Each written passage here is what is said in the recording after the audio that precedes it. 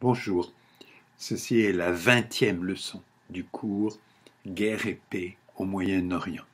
Nous commençons maintenant le 5e chapitre du cours qui va porter sur la guerre entre l'Irak et l'Iran qui a lieu entre 1980 et 1988.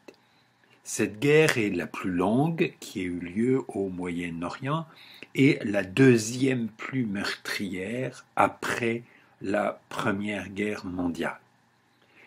Avant de parler de la guerre elle-même, il faut parler de l'évolution politique en Irak et en Iran qui a précédé cette guerre et qui permet de comprendre dans quel contexte elle a eu lieu. Je vais d'abord parler de l'évolution de l'Irak et ensuite de l'évolution politique de l'Irak et ensuite de l'évolution politique de l'Iran.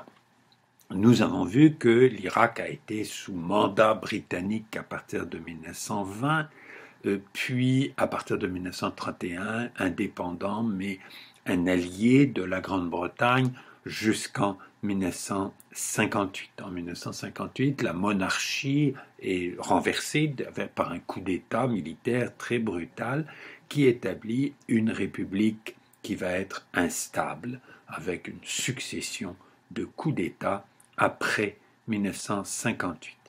En 1968, un autre coup d'État amène au pouvoir un général du nom de Bakr, qui apparaît comme l'instrument ou le leader d'un parti qui s'appelle le Ba'ath. Il faut en dire quelques mots. Ce parti, il a été fondé en Syrie en 1947. Il se présente comme un parti de l'ensemble de la nation arabe, donc il a des adeptes ou des partisans, des sympathisants en Syrie, qui est le pays où ça a été créé, mais aussi au Liban, en Irak, un tout petit peu en Jordanie. Ce parti se présente comme un parti en faveur de l'unification de la nation arabe. Il a été parfois l'allié de Nasser, notamment en 1958, lors de la création de la République arabe unie et de la fusion entre la Syrie et l'Égypte. Ce sont des ba'athistes syriens qui ont demandé à Nasser de réaliser l'union entre leur pays et l'Égypte pour créer la République arabe unie. Après 1961, le parti Ba'ath, à la fois en Syrie et en Irak, va être beaucoup plus un rival pour Nasser qu'un allié. C'est-à-dire, ce sont des gens qui militent eux aussi pour l'unité de la nation arabe, comme le fait Nasser, mais le font en s'opposant à lui sur un grand nombre de points, qui s'accusent réciproquement d'être des gens qui s'y prennent mal ou à la limite des traîtres à la nation arabe. Le parti Ba'ath est lui-même divisé avec un très grand nombre de luttes de tendances et qui vont se polariser entre une tendance syrienne et une tendance irakienne.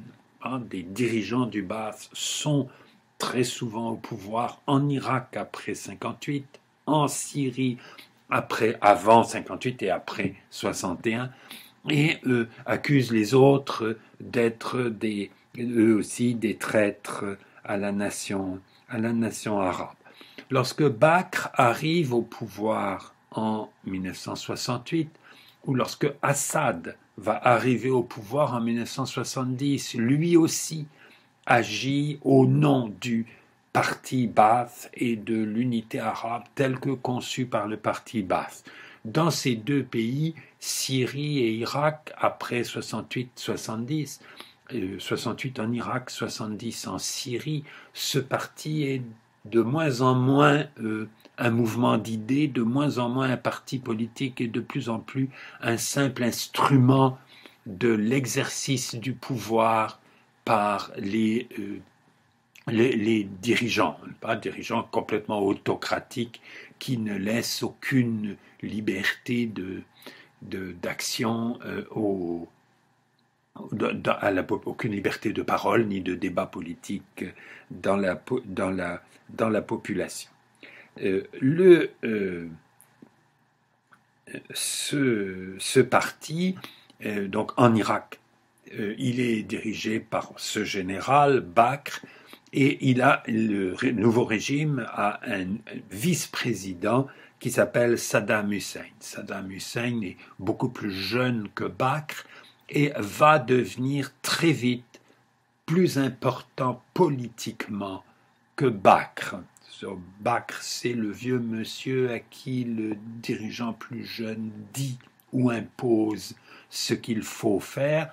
Finalement, en 1979, Saddam Hussein va mettre Bakr à la retraite et devenir président lui-même, mais il est devenu progressivement, après 1968, le principal dirigeant du pays. Il l'est déjà très clairement en 1975.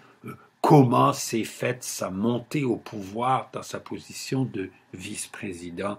Il n'est pas nécessaire pour nous d'entrer dans les détails de cela.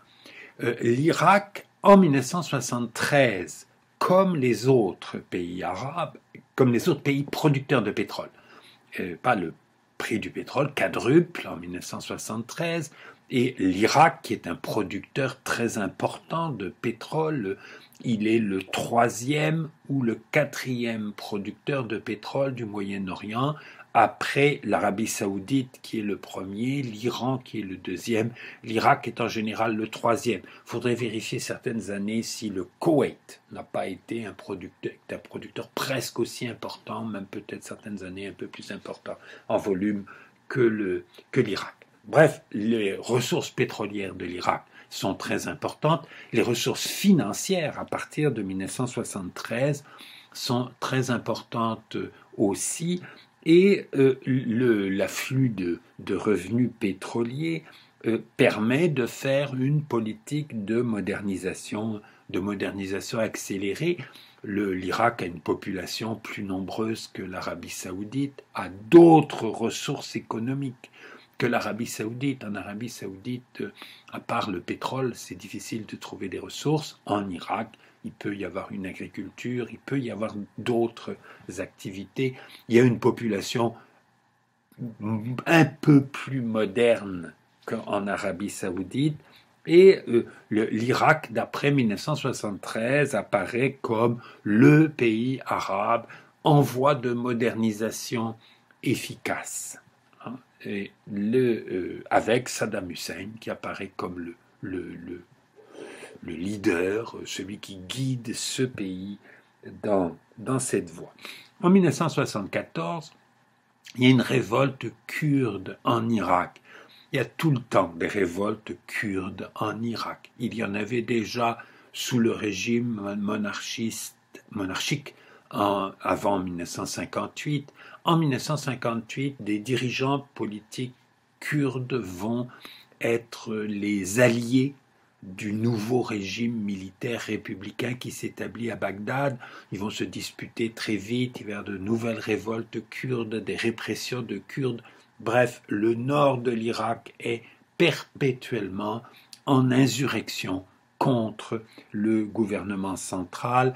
Une nouvelle révolte éclate en 1974 et cette révolte va être appuyée par l'Iran. Les Kurdes irakiens révoltés reçoivent une aide de l'Iran, ce qui va conduire à un accord signé à Alger en 1974, ou conclu, je ne sais pas si ça a vraiment été signé, entre Saddam Hussein, représentant de l'Irak, à une réunion de l'OPEP, l'Organisation des pays exportateurs de pétrole, qui se réunissent à Alger, un autre pays producteur de pétrole, l'Algérie, et où est présent le Shah d'Iran, un autre pays producteur de pétrole et membre de cette organisation, l'OPEP.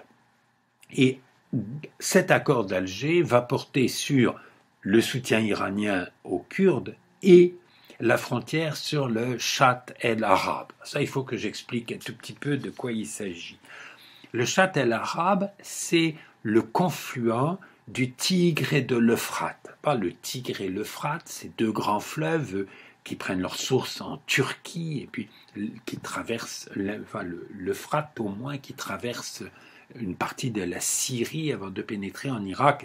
Les deux grands fleuves de la vallée de l'Irak, qui font exister l'Irak comme un pays avec un peuplement important et avec une civilisation extrêmement ancienne.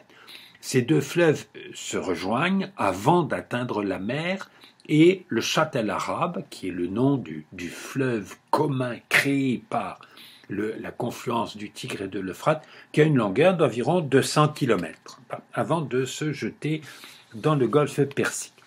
La frontière entre l'Empire ottoman et la Perse au XIXe siècle a été fixée par un traité signé à Erzurum en 1847. Et bizarrement, ce traité a fixé la frontière sur la rive iranienne ou persane du fleuve. Normalement, quand un fleuve sert de frontière entre deux pays, la frontière est supposée passer au milieu du fleuve. Alors là, on a une situation bizarre dans laquelle la frontière passe sur la rive iranienne du fleuve. Je suppose que en 1847, le Shah d'Iran a très peu de gouvernement compétent, d'administration compétente auprès de lui, alors que dans l'Empire ottoman, j'ai déjà eu l'occasion de vous le dire, il y a un processus de modernisation qui est déjà commencé. Il y a donc un certain nombre de gens dans l'administration ottomane qui savent lire une carte, qui savent comment on trace les frontières dans les fleuves ailleurs dans le monde.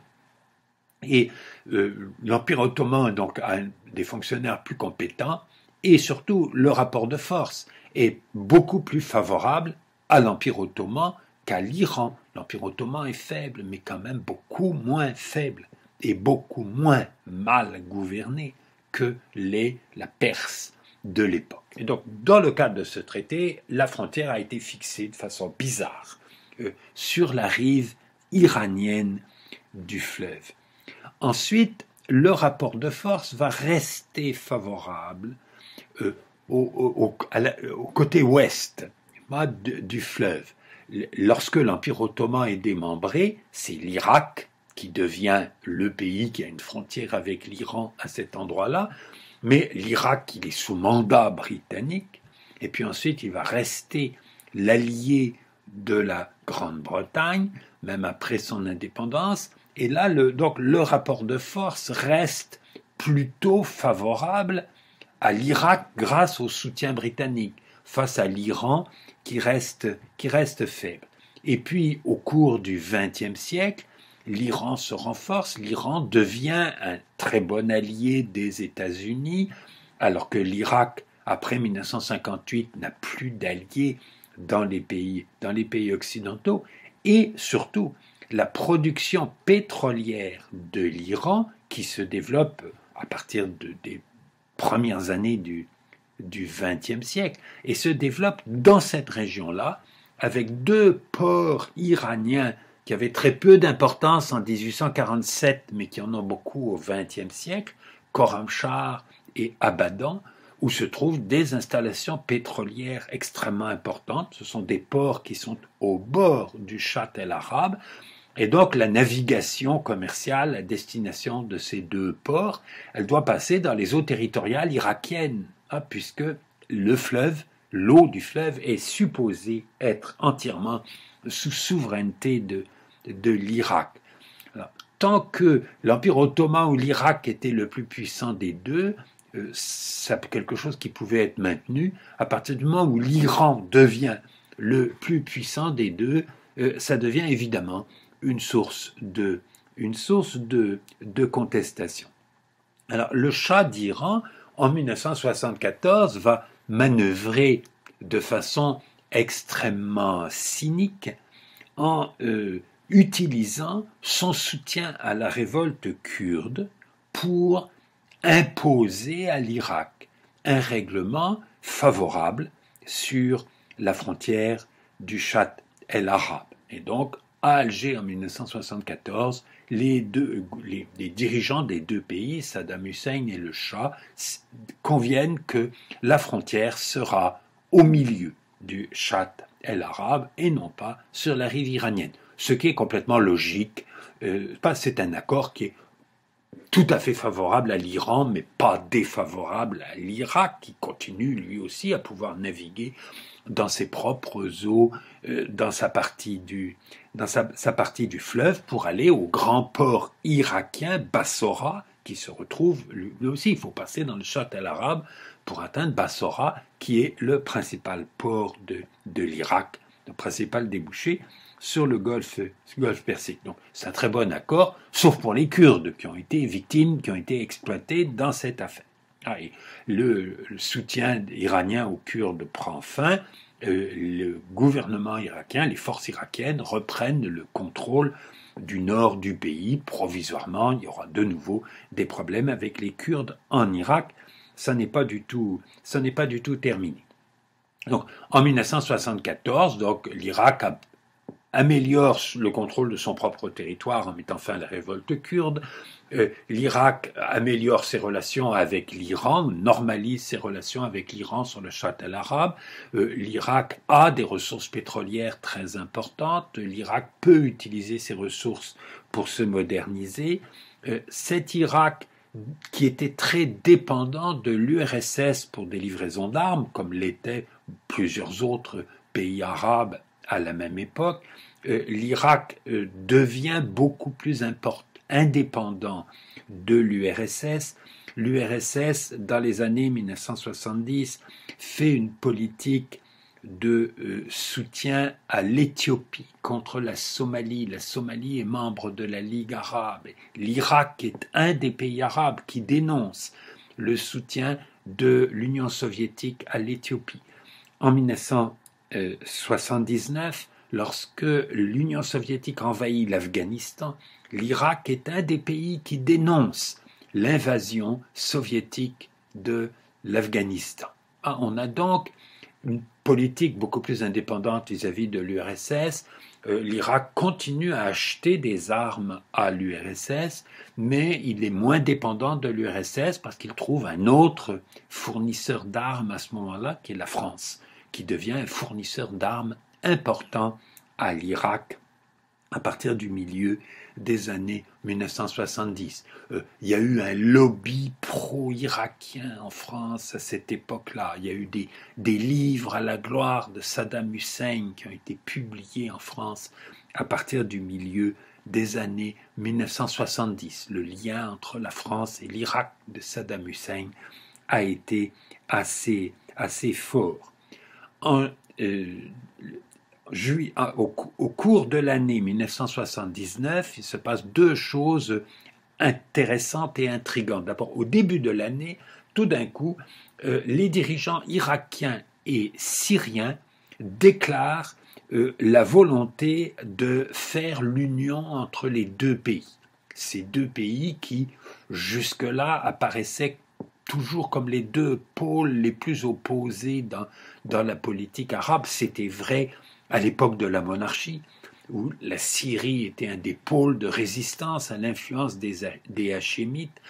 Ça reste vrai dans la période suivante. Et puis tout d'un coup, en 1979, ils annoncent qu'ils vont faire l'union. Ça a duré très peu de temps. En juillet 1979, on apprend la démission de Bakr, qui a été poussé à la retraite par Saddam Hussein, qui était incontestablement le principal décideur depuis longtemps en Irak. On apprend la condamnation et l'exécution d'un certain nombre d'autres dirigeants dans le gouvernement, le groupe dirigeant irakien, et on apprend qu'ils sont accusés d'avoir été les agents d'une puissance étrangère. On ne déclare pas officiellement, mais on apprend par en dessous que la puissance étrangère en question, c'est la Syrie. Donc tout d'un coup, le projet d'union entre la Syrie et l'Irak du début de l'année est présenté en Irak comme un complot syrien contre l'Irak. Toujours en 1979, a lieu une conférence des non-alignés à La Havane. L'Irak fait partie de l'organisation des non-alignés. Et à La Havane, en 1979, l'Irak se fait attribuer l'organisation de la prochaine conférence des non-alignés qui doit avoir lieu en 1982. Nous savons que cette conférence n'aura pas lieu parce que l'Irak est en guerre en 1982, nous allons en parler très bientôt, et il n'est plus du tout en état d'organiser une grande conférence internationale. La conférence des non-alignés de 1982, elle aura lieu en Inde, un des membres les plus honorables et les plus stables, pas de l'organisation des non-alignés. Donc, l'Irak de 1979 apparaît comme un pays qui est dans une position assez extraordinaire. Hein. Il est en voie de modernisation grâce au pétrole, avec une population qui s'instruit, un effort réel d'instruire la population en Irak, et une politique de plus en plus indépendante vis-à-vis des grandes puissances, une diversification des relations pour ne pas être complètement dépendant de l'URSS, un rôle croissant dans le monde arabe. Au même moment, l'Égypte est en train de se retirer complètement de son rôle de leader du monde arabe sous la direction de Sadat pour pouvoir faire son traité de paix avec Israël, qui devient la priorité du gouvernement égyptien. Et donc, s'il y a une alternative à l'Égypte pour être un leader dans le monde arabe, l'Irak est le pays le mieux placé. C'est le pays arabe au Moyen-Orient le plus peuplé après l'Égypte. Il est plus peuplé que la Syrie, plus peuplé que l'Arabie Saoudite. Il a des ressources pétrolières moins importantes que l'Arabie Saoudite, mais beaucoup plus importantes que la Syrie. Un petit peu de pétrole en Syrie à ce moment-là, mais c'est vraiment pas grand-chose. Et donc l'Irak pourrait être le leader d'une unification arabe. Nous savons que l'Irak a déjà eu cette ambition-là à l'époque des Hachémites. Il y a une longue tradition là de l'Irak comme le deuxième pôle alternatif à l'Égypte pour faire l'unification du monde arabe. Et cet Irak, potentiellement leader du monde arabe, il a même un rôle important mondial dans le mouvement des non-alignés. Saddam Hussein, en 1979, apparaît dans une position qui ressemble un peu à celle de Nasser vers 1957. Ça va très mal tourner. Parce que, Nasser était, je crois, un homme assez imprudent, mais pas du tout aussi imprudent que Saddam Hussein, pas du tout aussi aventuriste que Saddam Hussein, aussi beaucoup moins brutal. Le régime de Nasser en Égypte, c'était pas du tout démocratique, c'était pas du tout libéral, mais l'élimination par la violence des rivaux politiques n'était pas quelque chose de courant dans l'Égypte de Nasser, alors que c'est courant dans l'Irak de Saddam Hussein. Donc Saddam Hussein, brutal, audacieux, aventuriste, va avoir, grâce à la révolution iranienne, l'occasion de se lancer dans une aventure qui va tourner très très mal pour ce pays, l'Irak, qui, en 1979, était gouverné par quelqu'un d'inquiétant, mais était dans une position économique et internationale assez bonne. C'est-à-dire que quand on regarde la situation des Irakiens de 1979, on a vraiment l'impression qu'il y a là un des pays arabes qui est capable de faire des progrès très importants dans les années qui viennent. Ça va tourner à la catastrophe pour les Irakiens, essentiellement à cause de l'aventurisme de Saddam Hussein, aventurisme dont la révolution iranienne va lui donner l'occasion. Et donc, il faut que je revienne aussi sur la politique iranienne avant le début de la guerre en 1980, et ça va être un peu plus long parce que c'est plus compliqué. Nous avons déjà parlé de l'Iran au moment de la Deuxième Guerre mondiale et puis la crise de l'Azerbaïdjan avec l'Union soviétique à la fin de la guerre. Et nous avons vu qu'à la suite de cette crise, l'Iran devient un allié des États-Unis. En 1955, l'Iran devient un des membres du pacte de Bagdad avec la Turquie et l'Irak, par l'alliance pro-américaine dont les États-Unis ne sont pas membres, mais dont la Grande-Bretagne est membre, qui se constitue en 1955 dans la région du Moyen-Orient. J'ai déjà eu l'occasion de vous en parler. L'Iran va rester membre de cette alliance jusqu'à la révolution de 1979. Jusqu'en 1953, le Shah Mohammad Reza, qui est arrivé au pouvoir en 1941 lorsque son père a été renversé par les Britanniques et les Soviétiques, joue peu de rôle dans la politique iranienne qui est très peu cohérente. Il va devenir le principal décideur et un véritable monarque absolu à la suite d'une crise qui a lieu entre 1951 et 1953 et dont il faut parler un peu parce que elle est à l'origine de l'hostilité d'une bonne partie des Iraniens envers les États-Unis. J'ai déjà eu l'occasion de vous dire que au Moyen-Orient en général et notamment en Iran, les États-Unis ont été considérés pendant longtemps comme le grand pays occidental développé qui peut être une source d'aide et avec qui il est possible d'avoir des relations amicales, parce que c'est pas un pays impérialiste, c'est pas une menace. La Russie est une menace, l'Union soviétique devient une menace en 1941 pour l'Iran, en 1945 pour la Turquie, la Grande-Bretagne est une menace pour l'Iran perpétuellement. Les États-Unis, c'est le pays qui a une bonne réputation, y compris en Iran. Et cette bonne réputation va être perdue aux yeux d'un très grand nombre d'Iraniens, à tel point que, en 1979, les États-Unis, tout d'un coup, sont dénoncés au moment de la révolution iranienne comme le grand Satan, comme le pire ennemi de l'Iran. Avant 1953, c'était le meilleur ami de l'Iran. Et la crise de 1951-53 est le virage qui va conduire à cette attitude vis-à-vis des États-Unis ensuite. Donc, il faut en parler un peu.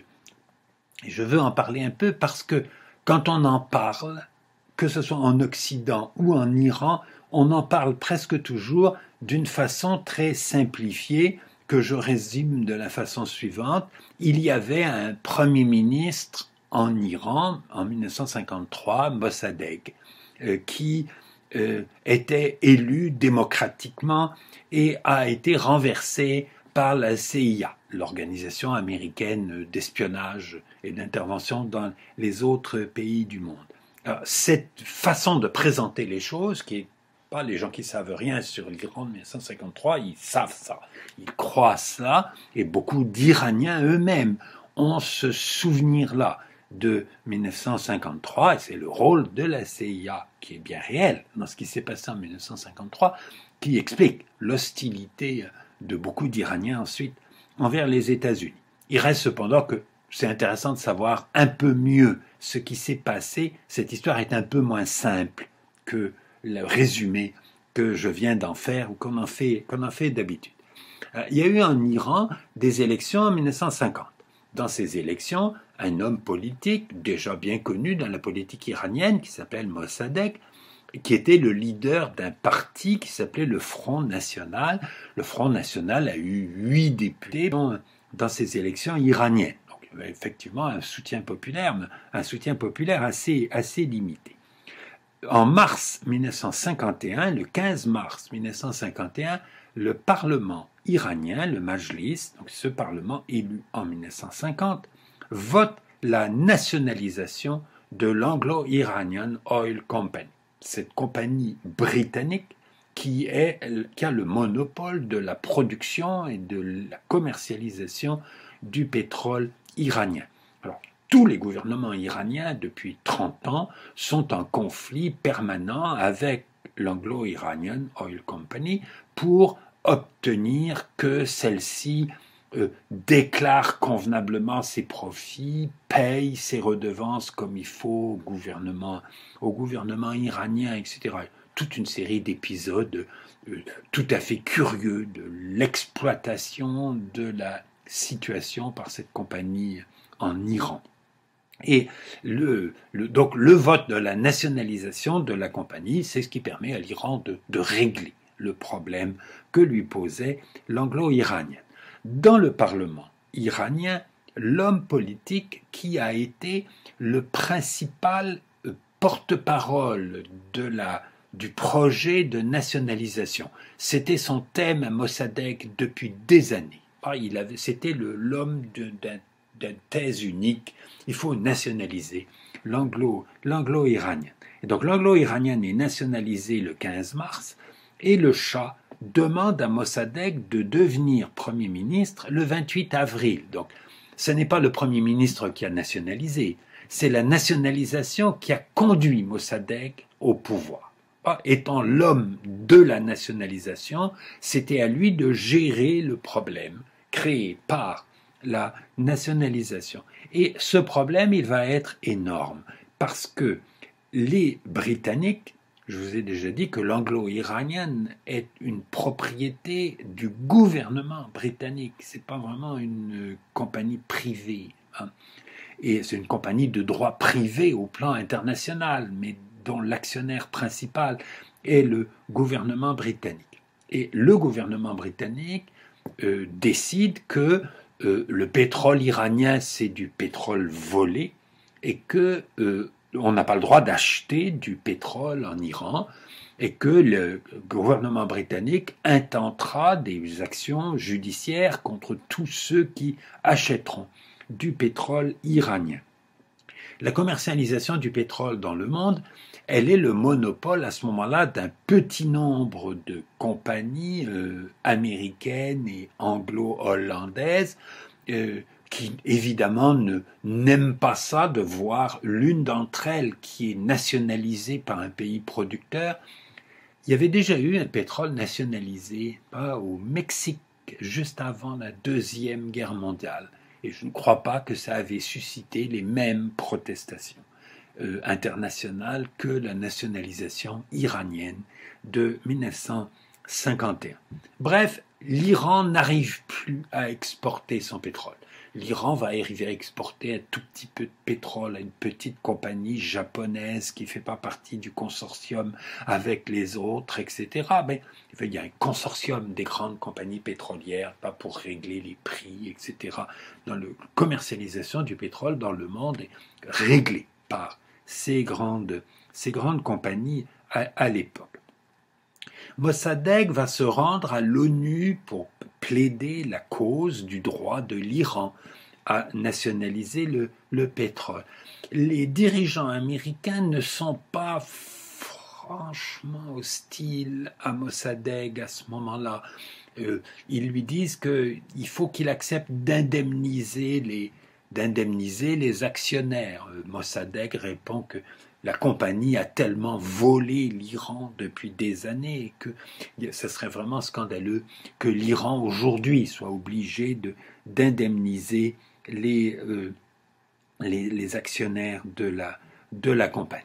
Donc le boycott du pétrole iranien va continuer et va créer une situation économique catastrophique en Iran. C'était la source principale de revenus de l'État iranien, la source principale pour financer toutes les importations dont l'Iran a besoin. Et le pétrole iranien, il reste dans le sol ou il reste dans les cuves. Il reste dans les cuves d'abord, puis quand les cuves sont pleines, il reste dans le sol parce qu'on ne sait plus où le mettre. Donc la situation de l'Iran devient très difficile. Mossadegh qui a un soutien populaire, certainement, au moment de la nationalisation. Ce soutien populaire s'érode parce que la situation est de plus en plus difficile et il a du mal à la maîtriser. Il entre de plus en plus en conflit avec le Shah. En mai 1953, il se passe quelque chose qui va aggraver de façon paradoxale la situation de Mossadegh. C'est la mort de Staline. Staline meurt en mai 1953 et Mossadegh en 1946, lorsque s'est posée la question de la concession pétrolière accordée à l'URSS par Gavam, je vous en ai déjà parlé, hein, et où cette concession pétrolière a ensuite été refusée par le Majlis, le principal adversaire de cette concession pétrolière à l'URSS, c'était déjà Mossadegh. Mossadegh n'était pas du tout considéré par Staline comme quelqu'un d'intéressant. Les nouveaux dirigeants soviétiques qui succèdent à Staline, je vous l'ai déjà dit, ils cherchent à améliorer les relations de l'URSS avec les pays non alignés. Et ils pensent qu'on pourrait améliorer les relations avec l'Iran. L'Union soviétique cesse d'être hostile à l'Iran. Du coup, le parti communiste iranien, dont je vous ai déjà dit qu'il a une certaine importance dans la société iranienne, le parti communiste iranien, en 1951, dénonçait Mossadegh comme un nationaliste bourgeois. Le parti communiste se met à soutenir Mossadegh, puisque maintenant l'Union soviétique a cessé de le dénoncer, grâce à la mort de Staline. Mossadegh perd de plus en plus ses soutiens dans la société iranienne à cause des difficultés économiques. Il perd le soutien des religieux. Le clergé chiite, tellement puissant dans la société iranienne, était favorable à la nationalisation du pétrole. Le clergé iranien, il a toujours été nationaliste économique. Il s'opposait à la pénétration étrangère dans le pays, y compris la pénétration économique. Donc les religieux soutiennent la nationalisation. De 1951, les leaders religieux chiites iraniens deviennent très sceptiques face à Mossadegh parce qu'il y a ces difficultés économiques à laquelle ils ne trouvent pas de solution. Et il y a ce soutien des communistes à Mossadegh maintenant qui semble très très inquiétant aux religieux iraniens. Donc les soutiens que Mossadegh avait en 1951, qui sont tout à fait réels au moment où a lieu la nationalisation du pétrole et au moment où il devient Premier ministre, ces soutiens en 1953 sont devenus de plus en plus faibles. Et les Américains et les Britanniques, il devient facile pour eux de se mettre à voir dans Mossadegh un futur agent de l'Union soviétique, parce qu'il est complètement faux. Il a un soutien du Parti communiste iranien, il a un gouvernement à Moscou qui cesse de le dénoncer. Ça ne veut pas dire qu'il est devenu un agent communiste. Mais il est facile dans le contexte de la guerre froide, dans le contexte des nouveaux dirigeants républicains aux États-Unis, qui sont arrivés au pouvoir au début de l'année 1953, qui dénoncent la faiblesse des démocrates qui les ont précédés face à la menace communiste partout dans le monde, à commencer par la Chine. Un des thèmes de la politique américaine du début des années 50, c'est qui a perdu la Chine, puisque la Chine, qui était supposée être une amie des États-Unis, est devenue un pays communiste en 1949. Donc il y a une excitation anticommuniste exagérée et les Américains qui jusque-là, les compagnies pétrolières américaines soutenaient le boycott dirigé par la Grande-Bretagne contre l'Iran et refusaient d'acheter le pétrole iranien. Mais ce n'était pas tellement le gouvernement américain qui était en cause dans cette affaire. Le gouvernement américain entre dans le jeu en 1953 et va effectivement participer à un coup d'État qui a lieu le 19 août 1953. Alors ce coup d'État, il a été fait par un homme qui s'appelle Zahedi.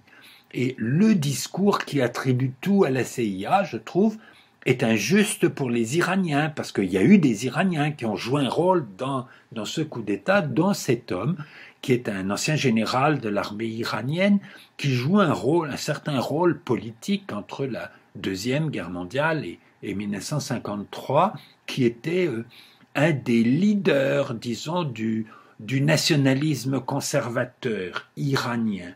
Il avait été emprisonné par les Britanniques pendant la Deuxième Guerre mondiale, parce qu'il est accusé d'être pro-allemand, parce qu'en fait il était opposé à l'occupation de son pays par les Britanniques et les Soviétiques. Ça suffisait pour être accusé d'être pro-allemand dans l'Iran de 1942 ou 1943. Donc cet homme, qui est un ancien général, qui a un soutien dans l'armée, qui a une certaine réalité politique, pas aux yeux d'un certain nombre d'Iraniens, c'est lui qui va diriger le coup d'État, avec le soutien de l'armée, avec le soutien d'une partie des dirigeants religieux qui sont devenus très hostiles ou très méfiants envers Mossadegh, et aussi avec le soutien de la CIA. Il y a un agent de la CIA à Téhéran qui dépensait de l'argent pour payer des hommes de main qui font des manifestations dans les rues contre Mossadegh, des choses comme ça.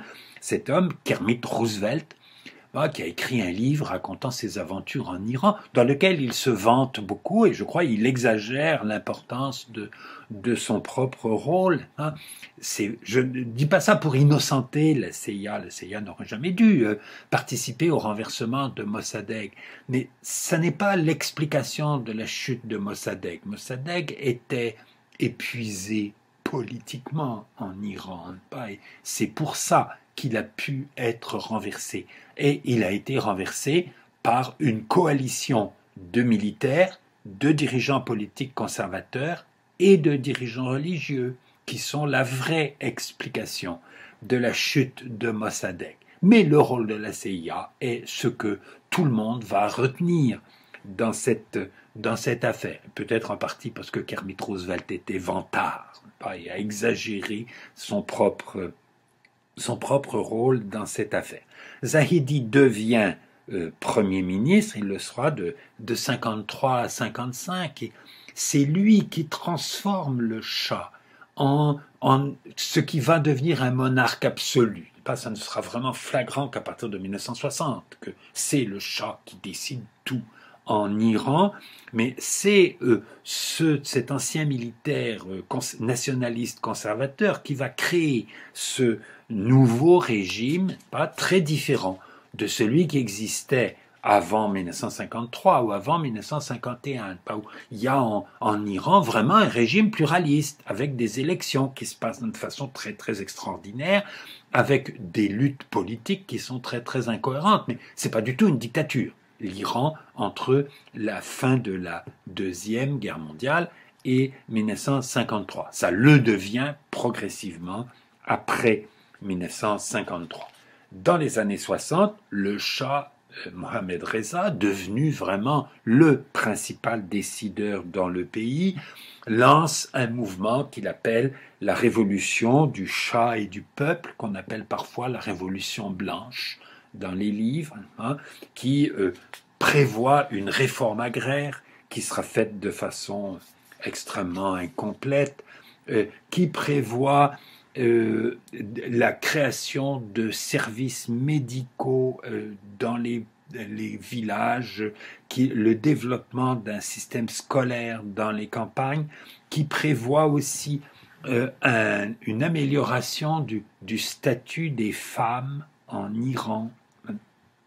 Dans le cadre du statut des femmes, je crois que cet homme, Mohammad Reza, qui était très impopulaire, qui n'a jamais vraiment compris la population qu'il gouvernait, qui a pris des décisions qui, même quand elles étaient des bonnes décisions, il ne savait pas les mettre en scène comme il faut pour les rendre acceptables à la population. Et je dirais, impopulaire, Mohammad Reza rendait impopulaires les causes qu'il voulait défendre, même quand ça avait l'air d'être des causes utiles. L'Iran du Shah a une certaine réussite diplomatique. Il a à la fois une alliance avec des États-Unis et de bonnes relations avec l'URSS. L'Iran de la fin des années 60 arrive même à acheter un tout petit peu d'armes en URSS. C'est très peu de choses, mais c'est symbolique, pas d'avoir un pays qui a un traité d'alliance avec les États-Unis, où l'essentiel de l'armement vient des États-Unis, mais il arrive à avoir de bonnes relations avec l'autre grande puissance proche, ce qui est la situation la plus avantageuse ou la plus confortable pour le pays. L'augmentation du prix du pétrole en 1973 est l'œuvre de l'Arabie saoudite et des pays arabes qui veulent utiliser cela pour faire pression sur les pays occidentaux, notamment sur les États-Unis, dans le contexte de la guerre israélo-arabe. Mais c'est aussi l'œuvre du Shah d'Iran.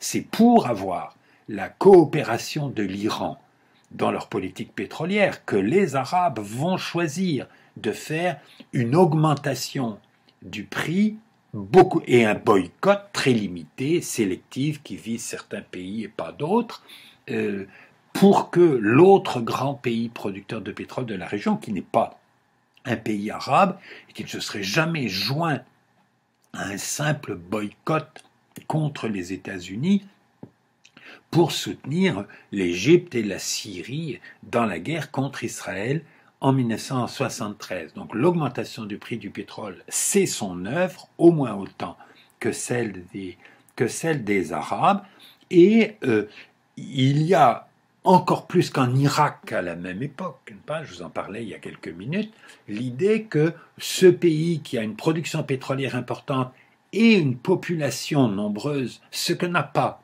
l'Arabie saoudite, que ce pays peut utiliser les ressources pétrolières pour développer toute une économie moderne non pétrolière. L'Iran a une production qui est presque égale à celle de l'Arabie saoudite à l'époque, avec des réserves pétrolières beaucoup plus limitées. Donc les dirigeants iraniens savent qu'ils ne pourront pas avoir cette production pendant très longtemps. Il faut donc utiliser le moment actuel où on produit et où c'est devenu des prix très avantageux, les prix d'après 1973, pour utiliser ça pour moderniser le pays dans beaucoup de domaines. Bonne idée qui va être appliquée, je crois, en dépit du bon sens. L'Iran change sa réforme agraire, renonce à l'idée qu'il faut distribuer des terres à des paysans. Ça avait été fait un peu dans certaines régions du pays. Là maintenant, on suit une direction tout à fait différente, de faire une agriculture ultra-moderne du type de celle qui existe aux États-Unis, avec beaucoup de machines, avec des grands propriétaires, et qu'on n'a plus besoin de paysans, ou de beaucoup moins de paysans. Ça va créer un exode rural, ça va créer une augmentation des populations des banlieues, des bidonvilles, à la périphérie des villes. La base de la révolution islamique de 1979, ça va être ça dans une large mesure, pas des gens qui étaient des paysans et ne le sont plus, et sont maintenant des populations instables dans les villes. L'Iran se met à acheter des armes aux États-Unis, et plus elles coûtent cher, mieux ça vaut. Les armes extrêmement perfectionnées, tellement perfectionnées que l'armée iranienne ne peut pas les utiliser sans avoir des conseillers américains à côté d'eux. C'est sous le Shah que commence le développement d'une industrie nucléaire en Iran, que les pays occidentaux considèrent à l'époque comme quelque chose de tout à fait acceptable, parce que l'Iran a besoin de ressources énergétiques pour quand ces ressources pétrolières seront épuisées. Un indicateur de cela, l'Iran de 1977 est le pays qui a le plus grand nombre d'étudiants à l'étranger. L'Iran finance, et les familles riches ou prospères en Iran sont capables d'envoyer un nombre considérable d'étudiants iraniens, notamment aux États-Unis ou en Allemagne. Il y avait énormément d'étudiants iraniens à la veille de la révolution de 1979. Vous savez qu'aujourd'hui, évidemment, le pays qui a le plus d'étudiants à l'étranger, c'est la Chine. C'est normal, c'est le pays du monde le plus peuplé, que ce soit ce pays qui ait le plus d'étudiants à l'étranger, c'est complètement normal. L'Iran n'est pas du tout le pays du monde le plus peuplé en 1977, mais c'est le pays qui a les ressources financières pour avoir un très grand nombre d'étudiants à l'étranger, ce qui n'est pas forcément une mauvaise idée si on veut accélérer la modernisation du pays. En 1975, à Alger, le Shah est capable d'obtenir un résultat avantageux pour l'Iran au détriment des Kurdes, avec la normalisation de la frontière sur le Chat el-Arabe. Alors, ce régime qui, en 1975-76, apparaît comme à l'apogée de sa puissance. On est en train de comparer le Shah d'Iran à Louis XIV, enfin le monarque absolu qui est capable de jouer un rôle décisif dans la région du Moyen-Orient. L'Iran intervient aussi un petit peu. Il y a un mouvement insurrectionnel à Oman à ce moment-là, le pays arabe tout à fait au sud-est de la péninsule arabique. C'est l'armée iranienne qui est envoyée là pour aider à vaincre cette guérilla à Oman. Le Shah d'Iran apparaît comme le gardien de la sécurité dans le Golfe Persique et dans la région, apparaît comme le pays qui a une excellente alliance avec les États-Unis, développement économique extraordinaire, qui a de bonnes relations avec l'URSS, il n'y a aucun conflit particulier avec l'URSS à ce moment-là. Ce régime politique qui semble extrêmement puissant à ce moment-là, qui semble à l'apogée de sa puissance, il est extrêmement faible parce qu'il a une illégitimité interne qui est très grave. Je vous ai dit, quand j'ai parlé de l'arrivée au pouvoir de Mohammad Reza, dans une leçon précédente, qu'en Iran, il y a deux sources possibles de la légitimité, le nationalisme ou la religion, et que Mohammad Reza, qui n'avait pas Reza, le père, il ne faut pas que je me mette moi aussi à les confondre, Reza, celui qui est renversé en 1941, Reza avait une légitimité nationaliste, il n'avait pas de légitimité religieuse. Que Mohammad Reza, arrivé au pouvoir, mis au pouvoir par les envahisseurs, n'a ni légitimité nationaliste, ni légitimité religieuse. Et Mohammad Reza va essayer de construire une légitimité nationaliste à partir des années 60, et il n'y arrive pas, et il continue à avoir son problème d'illégitimité par rapport à la religion musulmane. Le clergé chiite est extrêmement puissant en Iran, et le clergé chiite va réagir de façon très négative à toutes les réformes des années 60. Le changement la réforme agraire. La réforme agraire, elle est dangereuse pour les fondations religieuses, qui sont des grands propriétaires terriens en Iran. Le changement du statut des femmes, considéré comme une atteinte à la religion. Les réformes du Shah suscitent l'hostilité de la part des dirigeants religieux, et notamment de l'un d'entre eux qui semble un peu marginal au début des années 60, et dont le rôle ensuite va être extrêmement important. C'est un ayatollah du nom de Khomeini. Il y a plusieurs ayatollahs en Iran. Ce n'est pas l'ayatollah le plus important, c'est celui qui va devenir politiquement le plus marqué. C'est le principal porte-parole de l'hostilité au Shah d'une partie du clergé, d'une bonne partie du clergé. En 1963, Khomeini dénonce la réforme agraire et les réformes du statut des femmes. Et en 1964, il dénonce quelque chose de très précis. Le Shah d'Iran a besoin de militaires américains sur son territoire. Il a une alliance avec les États-Unis, il achète énormément d'armes aux États-Unis, il a besoin des conseils, son armée a besoin de collaborateurs américains. Il y a des installations qui ont été mises en Iran par les Américains pour écouter tout ce qui se passe en URSS. C'est une position très intéressante, l'Iran, pas pour écouter les liaisons radio, des choses comme ça qui se passent en URSS. Donc il y a des militaires américains nombreux en Iran à partir des années 60, et les Américains demandent au Shah que les militaires américains en Iran ne puissent pas être jugés par les tribunaux iraniens, que si on a un problème avec un accident de la route ou un incident avec un militaire américain qui est sorti avec une fille un samedi soir, ça peut arriver, ce ne soit pas les tribunaux iraniens qui s'occupent de ça. Les Iraniens se plaignent aux autorités américaines et les autorités américaines règlent la question. Donc on prévoit une exterritorialité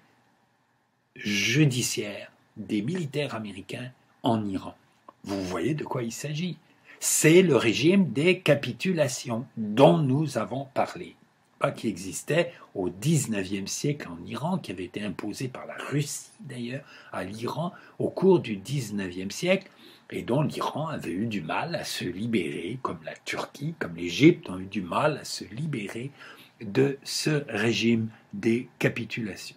Et donc Khomeini fait des sermons dans lesquels il dénonce le rétablissement du régime des capitulations par le Shah au bénéfice des militaires américains. Le Shah décide de se débarrasser de cet ecclésiastique fatigant et l'envoie en exil. Il va être expédié en Turquie, je crois. Il va hésiter un petit peu, puis il va aller s'établir en Irak. À partir de novembre, il est exilé à partir de novembre 1964. Il va aller assez vite s'établir en Irak. En Irak, il y a deux des lieux de pèlerinage des chiites, à Najaf et à Karbala.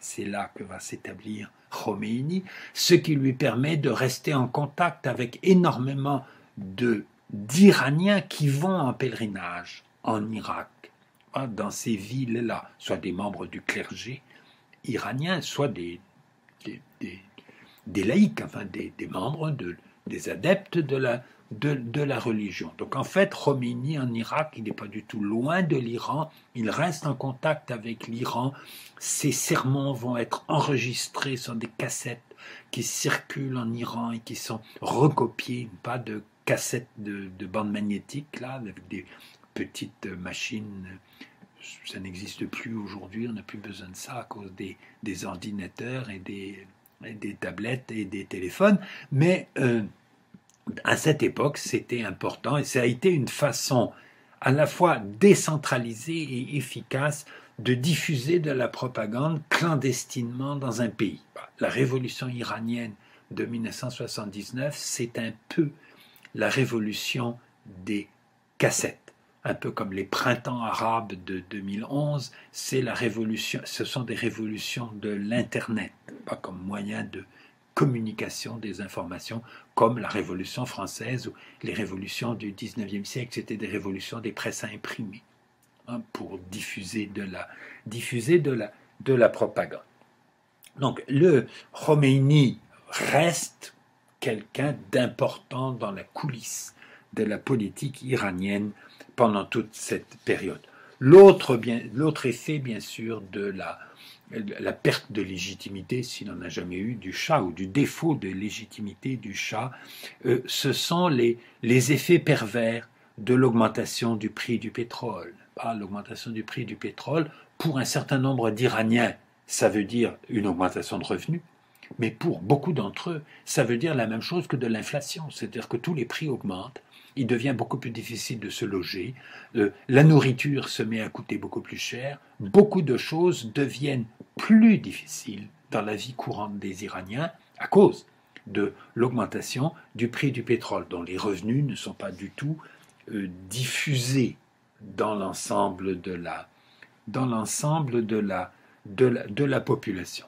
À partir de 1975, le Shah va essayer de faire des petits débuts de réformes plus libérales. Il va diminuer un peu le niveau de contrôle de la censure, de la police secrète, etc. Il donne l'impression d'un processus de libéralisation, peut-être incité un peu par le président américain de l'époque, Carter. Carter devient président au début de l'année 1975. Il tient des discours sur il ne faut pas soutenir les tyrans, les dictateurs, il faut faire promouvoir les droits de l'homme, les droits de la personne partout dans le monde. Et puis, bon, l'alliance avec l'Iran est extrêmement importante. C'est le meilleur allié des États-Unis dans la région du Moyen-Orient. C'est le meilleur client des États-Unis pour acheter les armes les plus perfectionnées. Toute une série d'armes que les Américains refusent de vendre à tous leurs alliés, sauf Israël et l'Iran. Israël parce que c'est un allié privilégié, même s'il n'y a pas de traité d'alliance officielle, et l'Iran parce que l'Iran a des revenus pétroliers très importants et que c'est utile pour la balance des paiements des États-Unis de faire revenir aux États-Unis une partie de ces revenus, de ces revenus pétroliers. La révolution iranienne de 1979, elle est peut-être une des confirmations de la théorie de Tocqueville sur les révolutions, pas qui lui est suggérée par la Révolution française. La Révolution française n'a pas du tout eu lieu contre le roi le plus tyrannique qui existait en France. Elle éclate au contraire contre un roi qui était en train de commencer des réformes. Que ce sont les processus de réforme qui commencent, qui déclenchent une accélération et qui se transforme en révolution. La révolution iranienne de 1979 correspond peut-être un peu à ça. Il y a une autre révolution plus récente qui correspond alors là tout à fait à ça, c'est l'effondrement de l'URSS. Il y a au pouvoir en URSS en 1986 un homme, Gorbatchev, qui veut faire des réformes, qui entreprend des réformes très très ambitieuses, qui échouent complètement et débouchent sur l'effondrement du régime politique qu'il essayait de sauver. De façon moins évidente, la révolution iranienne de 1979, c'est un petit peu cela. Une autre part de l'explication, peut-être, c'est la maladie du Shah. Le Shah était celui qui décidait tout, celui qui n'acceptait pas que ses ministres se réunissent entre eux en son absence, celui qui n'acceptait pas que les généraux de son armée se réunissent entre eux en son absence. Pas tellement il avait peur qu'on complote contre lui. Donc toutes les décisions dépendaient de lui. Et cet homme est très sérieusement malade, on l'apprendra seulement après. Et peut-être que ça aussi, ça va être un élément d'explication de ce qui se passe ensuite. Un soulèvement populaire éclate en 1978 et qui est déclenché non pas par Khomeini, mais à cause de lui. C'est-à-dire au début de l'année 1978, un journal lié au gouvernement, tous les journaux sont liés au gouvernement en Iran, un journal lié au gouvernement publie un article extrêmement injurieux envers Khomeini, qui est toujours en Irak, là, et puis qui parle en public, et puis dont les sermons se diffusent en Iran. On le sait, évidemment, la police secrète et le gouvernement iranien savent cela. Et donc, on publie une bordée d'injures contre Khomeini. Une manifestation a lieu pour protester contre cet article, la police tire, il y a des morts. 40 jours après, une des règles de la religion chiite, c'est que le deuil, quand il y a des morts, ça dure 40 jours. 40 jours après, on organise d'autres manifestations en l'honneur des morts de la manifestation précédente. Et de nouveau, il y a des morts. Donc 40 jours après, il y a de nouveau. Donc les manifestations se répètent de 40 jours en Iran au cours de l'année 1978. Et elles n'ont pas lieu toujours dans les mêmes villes, des villes de plus en plus importantes. Et comme Khomeini avait été le prétexte de la première manifestation, Khomeini reste un des symboles de ces manifestations. Beaucoup de gens portent le portrait de Khomeini sur des grosses pancartes en tête des manifestations. En septembre 1978, le mouvement devient beaucoup plus dangereux pour le gouvernement iranien, puisque les ouvriers du pétrole dans les raffineries et les ports d'exportation du pétrole, là, à Badan, qui est sur le Châtel arabe, dont nous parlions tout à l'heure, où il y a une raffinerie de pétrole énorme, ces gens-là se mettent en grève. On ne sait pas comment faire pour les réprimer. Il semble bien qu'on a envoyé l'armée pour reprendre le contrôle de la raffinerie d'Abadan, et que les grévistes, les techniciens grévistes, on dit aux militaires, on veut bien vous laisser rentrer dans la raffinerie, mais il faut laisser vos armes à la sortie, à l'entrée, parce que c'est beaucoup trop dangereux, des armes à feu au milieu d'une raffinerie de pétrole. Donc, impossible de réprimer les grévistes sans risquer de détruire la raffinerie. La production de pétrole et les exportations de pétrole de l'Iran s'effondrent, ce qui déclenche un nouveau choc pétrolier. Le prix du pétrole, qui avait quadruplé en 1973, va doubler en 1978, donc se multiplier par 8 par rapport à ce qu'il était au début de l'année 1973, à cause de l'arrêt quasiment total des exportations de pétrole de l'Iran. Donc la situation du gouvernement iranien devient extrêmement difficile à partir de septembre 1978. Et le Shah d'Iran demande à son bon ami Saddam Hussein en Irak, avec qui il s'était très bien entendu contre les Kurdes en 1975 à Alger, il lui demande d'expulser Khomeini d'Irak. Et Khomeini, expulsé d'Irak, va se réfugier en France. Il s'installe dans un petit patelin à la grande banlieue de Paris, en contact avec un certain nombre d'étudiants iraniens qui étaient étudiants à Paris et qui l'aident à comprendre comment ça fonctionne, la société française. Et en réalité, Khomeini à Paris ou en France a un accès bien meilleur aux médias internationaux que ce qu'il pouvait avoir en Irak. Donc l'expulsion de Khomeini de l'Irak aggrave les choses pour le gouvernement iranien. En décembre 1978, le gouvernement iranien est complètement paralysé, la production de pétrole est arrêtée, les manifestations se poursuivent, la propagande de Khomeini en faveur de Khomeini s'amplifie dans le monde et le gouvernement, le Shah, qui a changé plusieurs fois de Premier ministre au cours de l'année 78 pour essayer de trouver quelqu'un qui soit capable de résoudre le problème, va nommer un ancien mossadéguiste, un homme du nom de Bakhtiar, qui va devenir Premier ministre, qui sera le dernier Premier ministre du Shah d'Iran, en 1978 et au début de 1979. Bakhtiar donne l'impression d'avoir la volonté de faire une nouvelle politique pour sauver la situation. Il demande au Shah de s'en aller à l'étranger pour se faire soigner et pour diminuer l'hostilité, parce que l'hostilité était contre le Shah.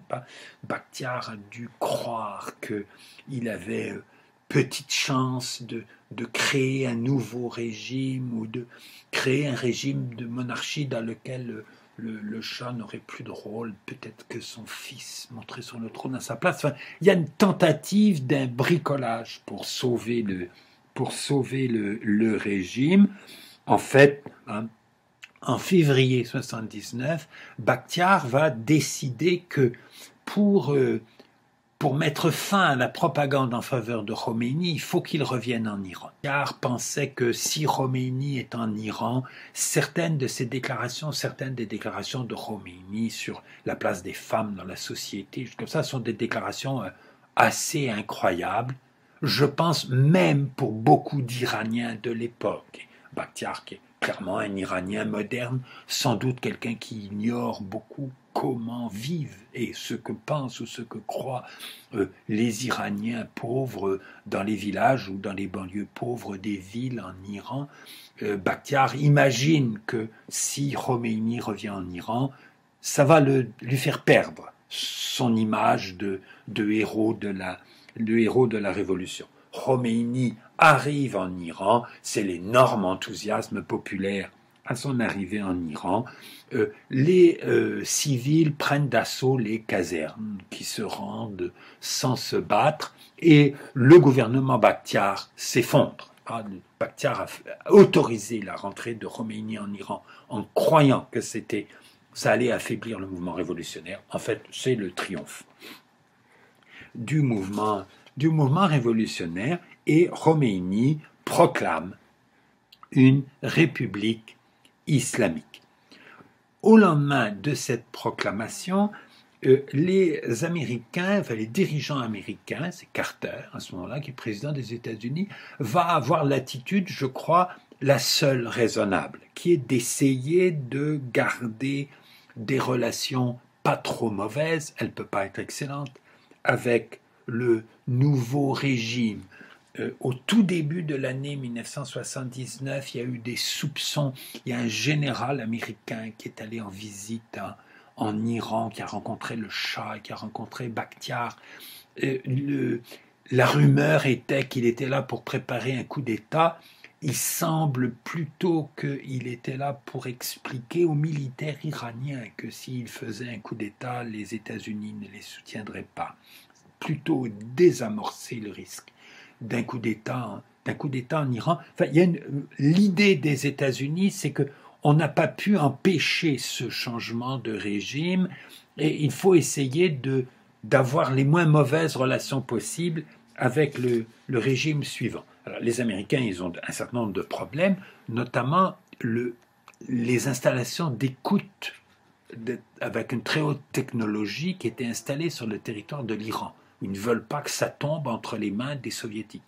Il faut démonter ces choses-là en catastrophe. Ou une autre chose qui est, je trouve, très symptomatique de la volonté américaine de ne pas dramatiser les choses en 1979, le Shah d'Iran avait commandé aux États-Unis des bateaux de guerre, pas très gros, mais de taille moyenne, extrêmement perfectionné, bourré d'électronique, enfin la fine pointe de la technologie pour que ça coûte le plus cher possible. C'était tout le temps la façon dont raisonnaient les acheteurs d'armes iraniens sous la direction du Shah. Il aimait ça, que ça coûte cher. Il pensait que plus ça coûte cher, mieux c'est. Et ces bateaux de guerre, le nouveau gouvernement de la République islamique va demander aux Américains de rembourser. L'Iran avait déjà payé. Ils vont demander de rembourser. Il dit, ces bateaux, on n'en a plus besoin, on n'en veut pas, vous nous rendez l'argent. Et le gouvernement américain va rendre l'argent à ce moment-là. Les dirigeants américains vont dire, après tous ces bateaux, ils sont très bons, l'US Navy peut les utiliser, donc on accepte de vous rembourser.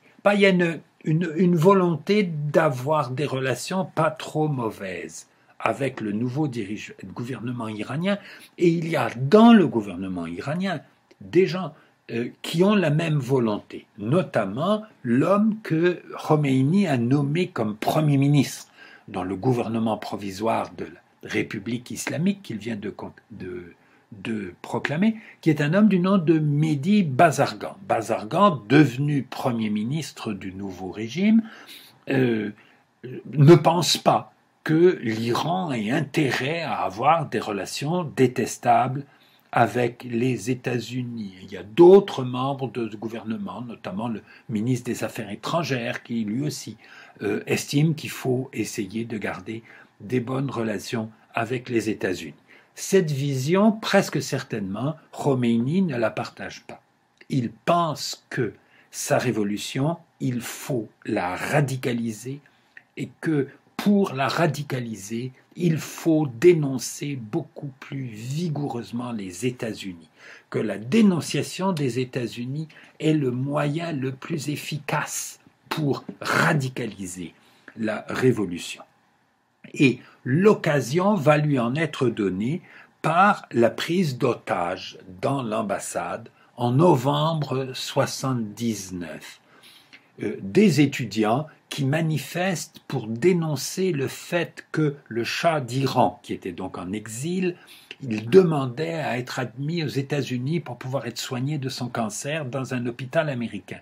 Et les Américains hésitaient beaucoup à l'admettre parce qu'ils savaient que ça aggraverait les relations avec l'Iran. Ils finissent par accepter que le Shah d'Iran vienne se faire soigner aux États-Unis. Dès que le Shah est aux États-Unis, le gouvernement iranien demande l'extradition du Shah pour qu'il soit jugé. Et les Américains ne se décident pas à livrer cet homme qui a été leur allié pendant tellement longtemps, à le livrer aux Iraniens. Ils vont s'arranger pour qu'il s'en aille ailleurs. Le Shah d'Iran va mourir en 1980, si ma mémoire est bonne, en Égypte. Réfugié en Égypte, ça ne va pas poser de problème particulier pour l'Égypte. Ça posait un problème particulier pour les États-Unis. Donc, les manifestants protestant contre le refus des États-Unis d'extrader le Shah occupent l'ambassade américaine et prennent en otage les diplomates qui sont dans l'ambassade. Donc ça, c'est novembre 1979. Alors, ça déclenche une crise énorme entre les États-Unis et l'Iran.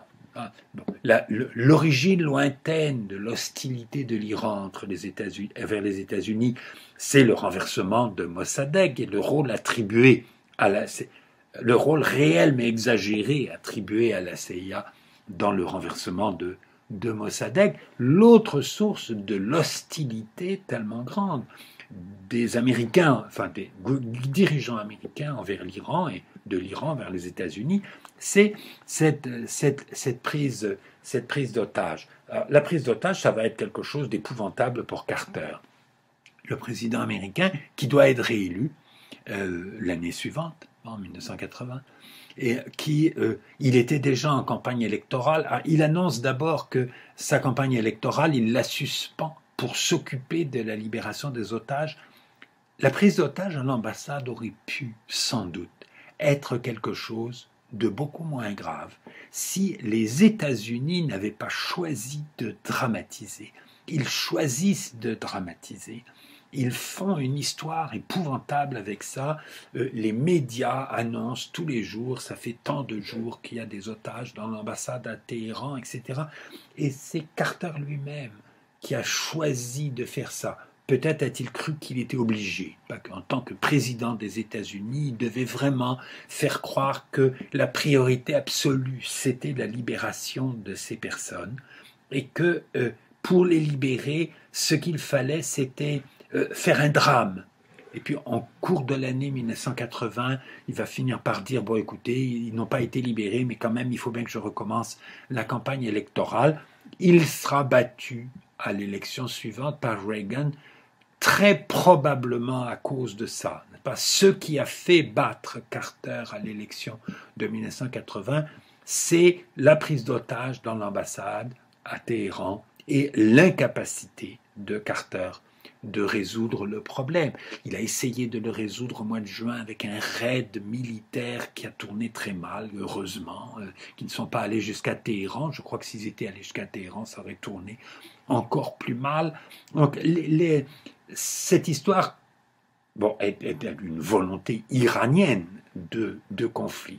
Khomeini soutient les étudiants qui ont pris les otages dans l'ambassade. Bazargan démissionne, beaucoup de membres du gouvernement démissionnent, beaucoup de dirigeants iraniens qui jusque-là coopéraient avec Khomeini sont épouvantés. Et la prise d'otage est le moyen pour Khomeini de réunir un gouvernement beaucoup plus radical. Et presque certainement, pour lui, c'était le but principal de l'opération. C'était de radicaliser la révolution. Les otages ne seront libérés qu'au début de l'année 1981, le jour même de l'entrée en fonction de Reagan. L'Iran a obtenu un certain nombre de remboursements financiers de l'argent qui était bloqué aux États-Unis. À partir de la prise d'otages, les Américains vont prendre toute une série de sanctions contre l'Iran, notamment bloquer tous les avoirs iraniens qui sont dans des banques aux États-Unis. Une partie de ces avoirs seront libérés en 1981 en échange de la libération des otages qui sera négociée par l'intermédiaire de l'Algérie, qui va servir d'intermédiaire entre les États-Unis et l'Iran, qui bien sûr n'ont plus de relations diplomatiques à ce moment-là. Comment ce serait possible? Les Américains aussi, au cours de l'année 1980, vont faire adopter toute une série de sanctions internationales contre l'Iran. La prise d'otages dans l'ambassade va créer non seulement une hostilité américaine envers l'Iran, mais une hostilité d'un grand nombre de pays, pour qui l'idée que les diplomates n'ont pas d'immunité, que ça c'est dangereux. Je dirais, les administrations des affaires étrangères partout dans le monde n'aiment pas ça. Le rituel traditionnel des déclarations de guerre, c'est que quand on déclare la guerre à un pays, on convoque l'ambassadeur pour lui communiquer la déclaration de guerre et on lui rend ses passeports pour qu'il puisse rentrer dans son pays. On ne garde pas en otage les diplomates du pays à qui on vient de déclarer la guerre. Alors là, il n'y a pas de déclaration de guerre entre l'Iran et les États-Unis, mais il y a quand même des diplomates qui sont gardés prisonniers en Iran. Et ça, c'est quelque chose qui est désapprouvé par énormément de gouvernements dans le monde, pas seulement des alliés des États-Unis. Donc il y a des mesures de sanctions contre l'Iran, notamment l'interdiction de vendre des armes à l'Iran, qui sont prises à ce moment-là à cause de la prise d'otages dans l'ambassade. Et c'est dans ce contexte que va éclater la guerre, qui sera mon sujet principal dans la prochaine leçon, et un des handicaps de l'Iran dans cette guerre contre l'Irak, c'est qu'il n'y a pas de sanctions contre l'Irak. L'Irak peut acheter toutes les armes qu'il veut, et l'Irak a des revenus importants pour le faire parce que les autres pays arabes producteurs de pétrole financent les achats d'armes de l'Irak, alors que l'Iran, dont la production de pétrole a baissé énormément à partir de 1978, l'Iran doit acheter des armes en contrebande, doit acheter des armes par des réseaux illégaux, parce que beaucoup de pays appliquent des sanctions aux livraisons d'armes contre l'Iran, sanctions qui ne sont pas dues à la guerre entre l'Irak et l'Iran, sanctions qui avaient été décidées avant, à cause de la prise d'otages dans l'ambassade à l'automne 1979, mais qui reste en vigueur pendant la période suivante, et qui est une des choses qui va influencer beaucoup les données du rapport de force dans la guerre en 1970, à partir de 1980, et qui est une des éléments d'explication de la décision de Saddam Hussein, puisque c'est l'Irak qui va commencer la guerre contre l'Iran en septembre 1980, j'en reparlerai dans la prochaine leçon. Évidemment, dans les calculs de Saddam Hussein, il y a l'idée que l'Iran a un matériel militaire complètement ou presque complètement d'origine américaine et ils ne peuvent pas recevoir d'aide de la part des États-Unis, alors que lui, son approvisionnement en armement est complètement sécuritaire, et il y a des sanctions contre l'Iran qui limitent beaucoup la possibilité pour l'Iran d'avoir des importations d'armes. Dans le calcul de Saddam Hussein, de croire qu'il pouvait gagner cette guerre, la prise d'otages et les sanctions prises contre l'Iran à cause de la prise d'otages est une donnée très très importante de l'évaluation du rapport de force qui conduit à cette décision, ce dont nous parlerons dans la prochaine leçon. Je vous remercie de votre attention.